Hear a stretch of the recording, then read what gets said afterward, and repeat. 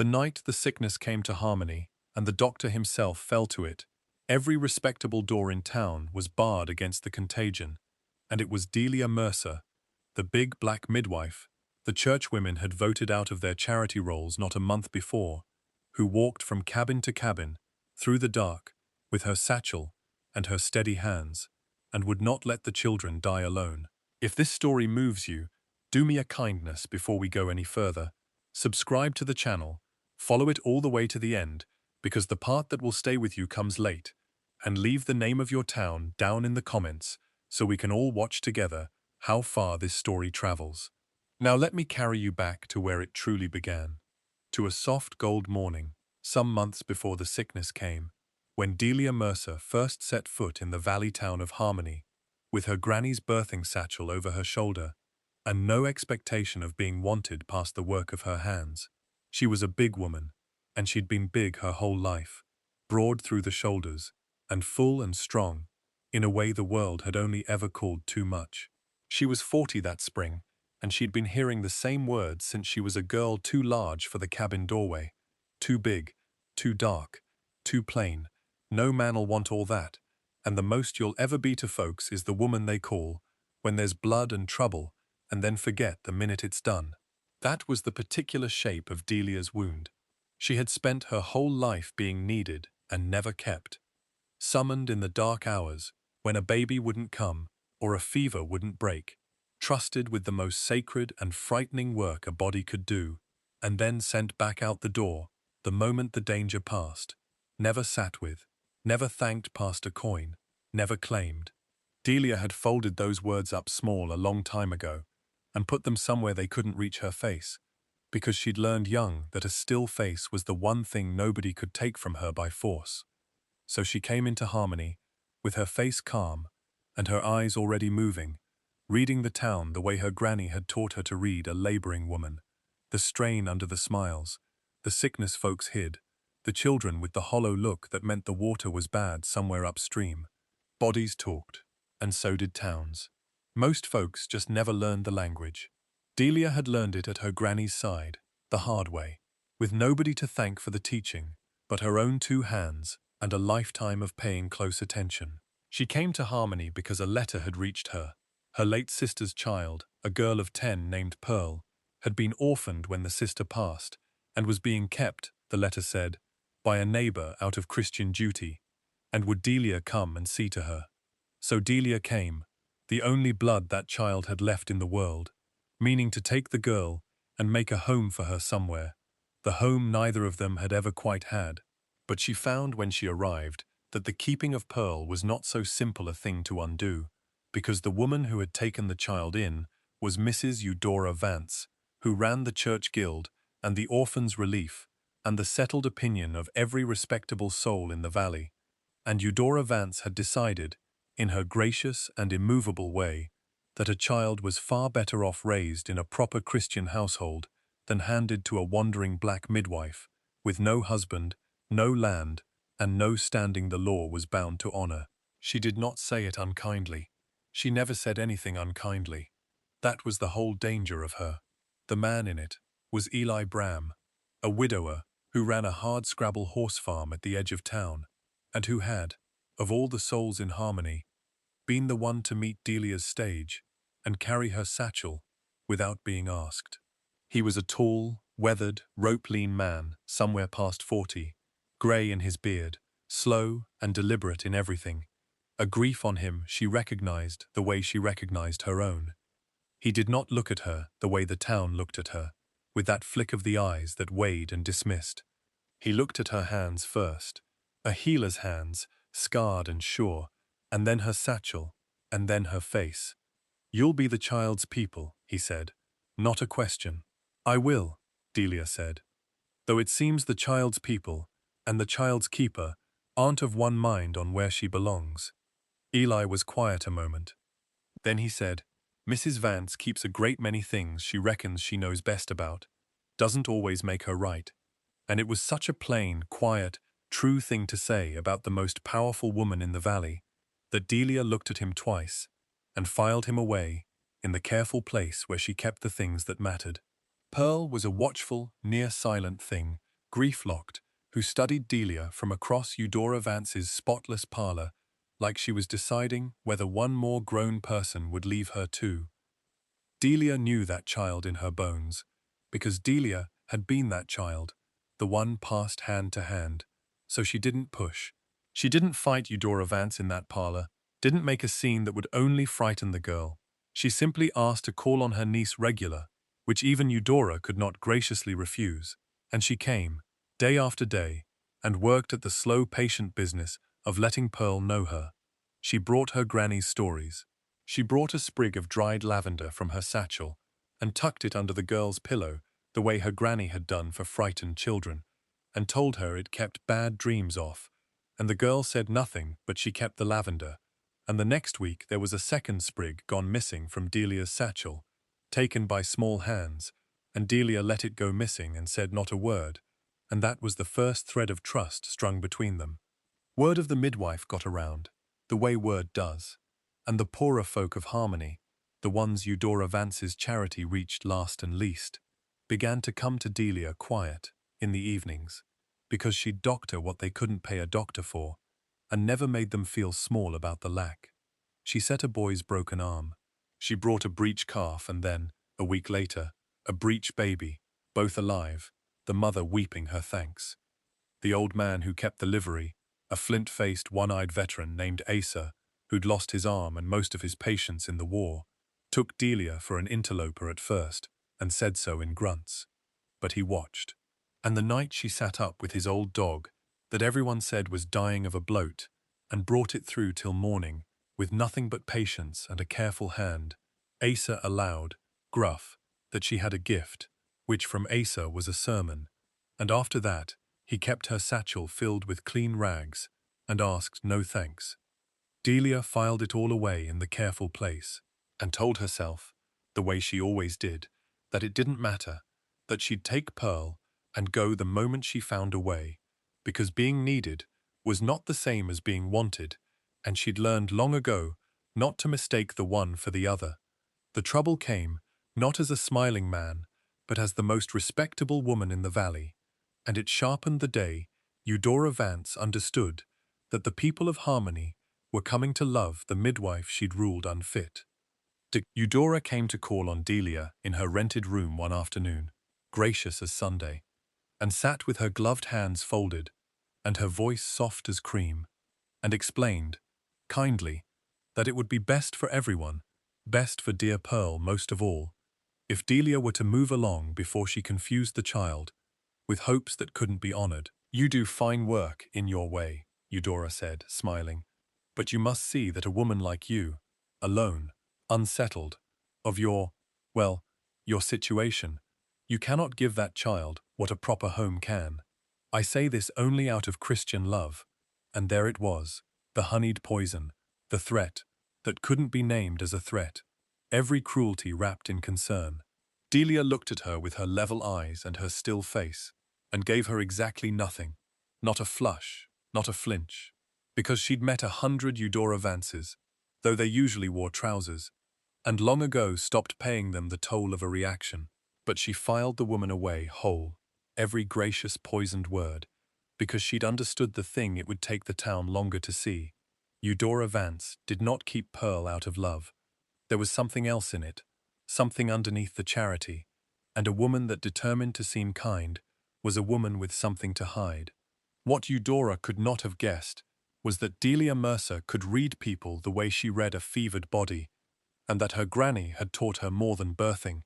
She'd taught her to keep records, careful dated records of every soul she tended, because a midwife, with no standing, needed her own true account of things in a world quick to blame her when sorrow came.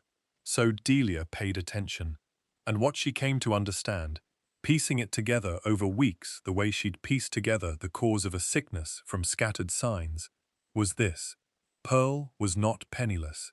Delia's late sister had been left a small parcel of land by the man she'd married, good land with a spring on it, held in trust for the child Pearl until she came of age or was claimed by bloodkin, and the trustee of that land, the one drawing its income and managing its use while Pearl was a minor in her keeping, was Eudora Vance. If Pearl went to her blood aunt, the trust passed from Eudora's hands. If Pearl stayed a ward of the guild, Eudora kept the managing of that spring-fed land, which the growing town needed badly for its water, and which Eudora had quietly been arranging to sell to the town, as though it were her own to sell. The charity was a cover, the Christian duty was a theft, dressed in gloves and a soft voice. Delia sat very still with that knowledge, and then she went to find Eli Bram, because some things a body does, because it's just plain right, and a child being robbed under the colour of kindness was one of them. He believed her. That was the first surprise, that he did not flinch from it, the way the men in the other tellings flinched, because Eli Bram had watched Eudora Vance rule the valley with her soft voice for 20 years, and had long since stopped mistaking graciousness for goodness. She buried 2 husbands and outlived her own children, he said slow, and somewhere in all that, she decided that being right was the only thing left that couldn't be took from her. Doesn't make her less dangerous, makes her more. He helped Delia where he could, quiet, asking around after the trust and the land in ways a respected white farmer could, and a black midwife could not.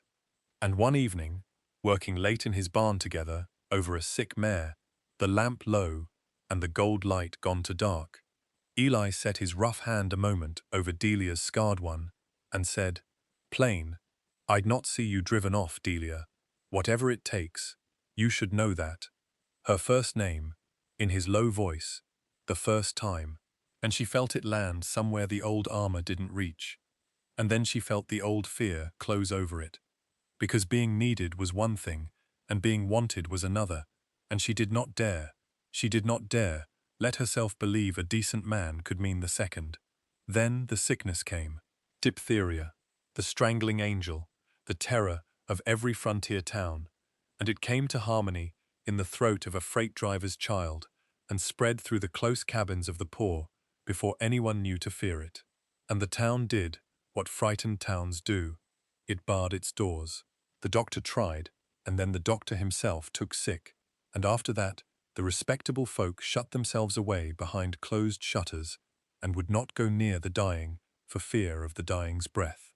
Eudora Vance herself, for all her Christian charity, retreated to her fine house and pronounced it God's will and a judgment on the unclean, and barred her door with Pearl inside it. But Delia Mercer did not bar her door.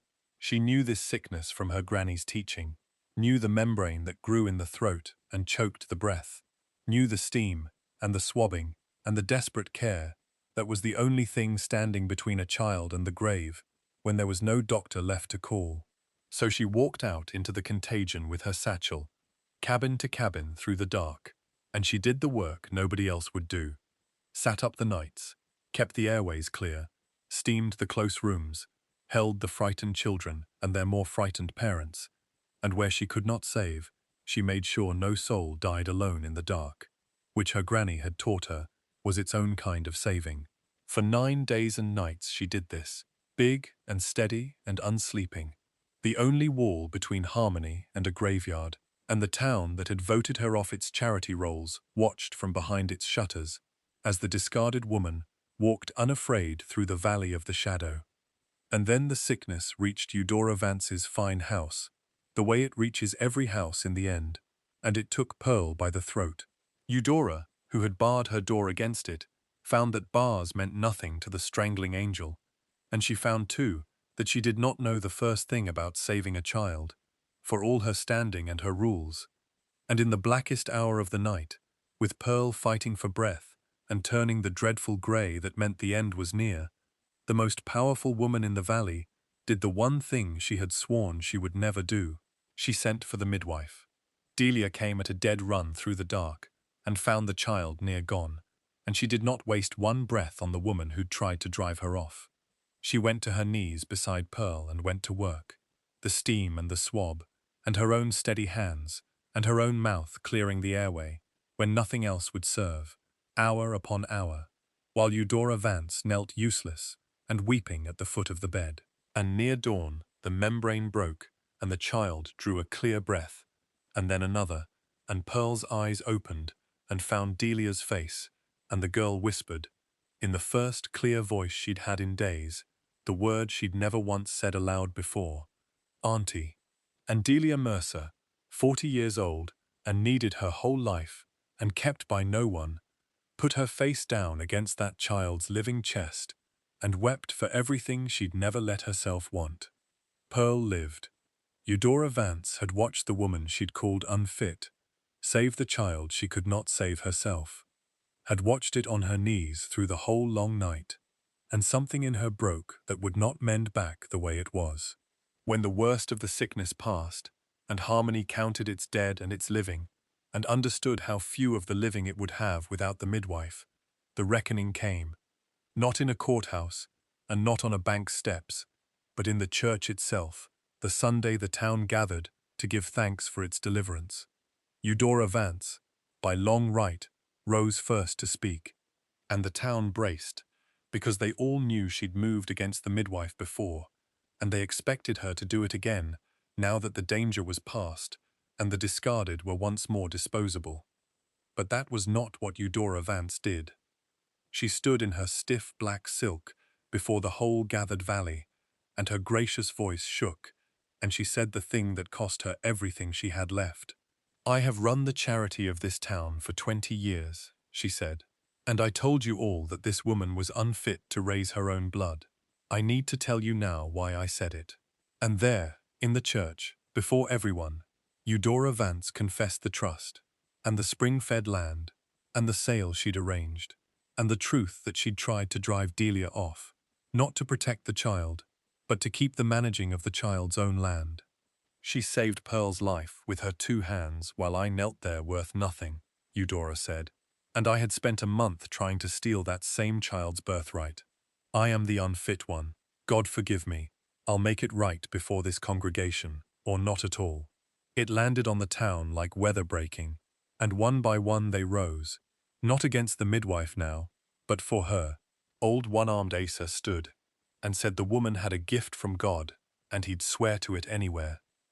The mother of the breech baby stood with the baby in her arms, the father whose boy's arm Delia had set, the families from the cabins she'd walked between in the dark, every one of them, until near the whole church was standing, the community that had scorned her risen to claim her. The land was restored to Pearl's trust with an honest trustee named and Eudora Vance, wounded, not wicked, the way the cruelest of them so often are, gave herself over to making it right. And in the months that came, she and Delia found, to the surprise of them both, a careful friendship built on the one thing they truly shared, which was knowing what it was to be left and to make yourself hard against it. And Eli Bram stood in that church and looked at Delia with the whole town's regard finally turned her way, and his weathered face was doing something it had not done in years. So Pearl came to Delia, lawful and clear, and there was land now to make a home on, the spring-fed parcel that was Pearl's own, and Delia might have taken the child and built that home alone, the way she'd always reckoned she would, needing no one, keeping her armor on. But Eli Bram came to call in the long gold light of an autumn evening, and he stood on the step, turning his hat in his hands the way a shy man does, and he said the words that the title of this whole story turns on, the words that nearly undid her. He said, Delia, you've spent your life being sent for and sent away, and I've watched it, and I can't abide it. You deserve more than to be needed. You deserve to be wanted, kept, chosen. You'll find someone who deserves your love, and I'd not stand in the way of it, if that someone's not me. I only want you to have it. He meant it as a gift, that humble stepping aside, that giving her up to someone worthier. He thought himself too plain and too grief-worn to be the one. And Delia Mercer, who had been needed her whole life and wanted by no one, looked at this quiet, decent man, offering to let her go for her own sake, and she felt the old armor come loose all the way at last, and slip down off her broad, strong shoulders, and she found that she did not need it any more. She was not too much. She was not too little. She was not the woman folks sent for and forgot, and she did the bravest thing she had ever done, braver than the contagion, braver than the long nights. She reached out and took his hand and refused his gift. I already did, she said. Find someone who deserves my love. I already did. It's you. Eli Bram went very still, the way he got, and then his weathered face broke open into something like sunrise. You'd stay, he said, rough. I'd stay, Delia said. Not because you need me. Half this valley needs me, and need was never the thing I was short of. I'd stay because you're the first soul who ever looked at me and wanted to keep me past the work of my hands, because you'd have let me go for my own good, and a man who'd do that is a man worth not going. And she told him the rest, plain, the way she told everything, that she'd spent 40 years being summoned in the dark and dismissed in the light, trusted with life and death, and then sent back out the door, and that she had taught herself not to want what she'd never be given, and that he, quiet and grief-worn, and turning his hat on her step, had undone all of it by offering to give her up rather than use her. Some things a person does because it's just plain right, she said, and some things a person does because for the first time in her whole life she gets to choose them. This is the second kind. And Eli Bram, who performed his care in deeds and not declarations, did the one thing that said everything. He lifted her scarred healer's hand to his lips, the hand that had pulled a town back from the grave, and he held it there a long moment in the long gold light, and neither of them ran. They built the home on Pearl's spring-fed land, the three of them, and it became the warmest house in the valley, the place folks came to, not only when there was blood and trouble, but on ordinary days, for no reason but the welcome of it, which was a thing Delia had never had in all her life, to be visited when nothing was wrong, to be wanted when she wasn't needed. She kept on with her doctoring, and Eli with his horses, and Pearl grew up tall and easy and unafraid, with lavender always under her pillow, and she called Delia Auntie, and then, when she was grown and understood what the word had cost and meant, she called her Mama, and Delia wept again, the good way that time. Old Essa came to Sunday dinner, and so, in time, did Eudora Vance, the two hard-left women who'd learned at last that not everyone leaves, and the town that had voted Delia off its rolls could not now imagine the valley without her, and said so, often, the way people do once they've remembered how to. And there came an evening in the second autumn, the near field gone gold under a low sun, Eli and Delia on the porch of the home they'd made watching Pearl chase the last fireflies of the year across the grass, when Delia let herself think back over the whole long road of it, the cabins and the coins and the doors that closed the moment the danger passed, the granny who taught her, the sister she'd lost, the niece she'd nearly lost and hadn't. She thought of every time she'd been sent for in the dark and sent away in the light. She thought of every word ever thrown at her, like a stone, too big and too dark and too much and good only for the trouble. And she understood, sitting there in the gold light with her hand in a good man's hand and her girl safe in the yard, that every single one of those things the world had shamed her for was the exact thing that had saved this valley and brought her home. Her bigness was the measure of what she could carry, and she had carried a whole town through the strangling dark. Her hard-won wariness was the same gift that let her read a thief behind a gracious smile.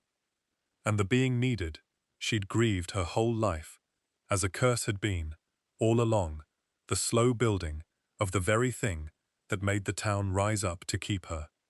She had been seen, at last, by the people who'd only ever judged her, and claimed by the man who'd offered to let her go. She let the old weight slip off her shoulders for good. She was not too much. She was not too little. She was wanted, and kept, and home. Needed still, yes, but needed by people who would no more send her back out into the dark than they'd send their own hearts. And when Eli turned to her in the failing gold light and said, "Lo, just her name, just Delia," the way he had that first night in the barn, she did not file it away in the careful place against the day she'd have to leave. She let it stay. She let herself stay. And she did.